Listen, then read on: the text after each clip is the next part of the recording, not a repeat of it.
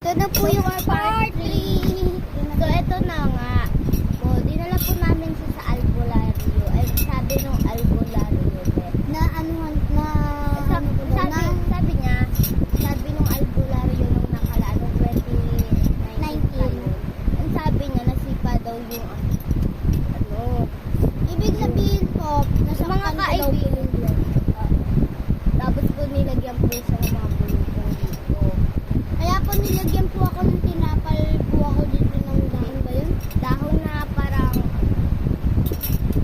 matigas na. Tapos, huwag daw tatanggalin yon.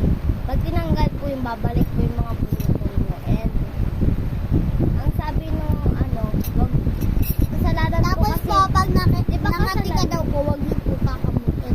Kasi po, lalo pong dadami yun and mai-infection. oo. Kunyari, pwede magkaroon ang katawan ng isda. Kumain ka na. Uy, gusto niyo. So, ayan. Ako guys, nasipa ko nga yung duwende. Iba naman yung inano sa akin. Pigsa naman din. Nakadalawang pigsa ako. Gusto niyo pa nakita ko sa inyo.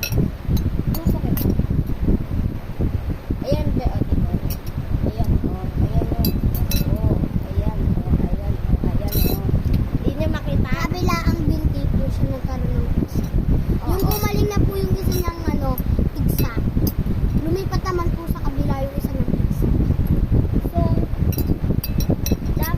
sabi nun, yung albularyo, sabi niya, wag na po daw sa una, para po hindi na dumami yung mga pizza, saka yung sipain yung Nagbabatuan po kasi sila nun ng bato.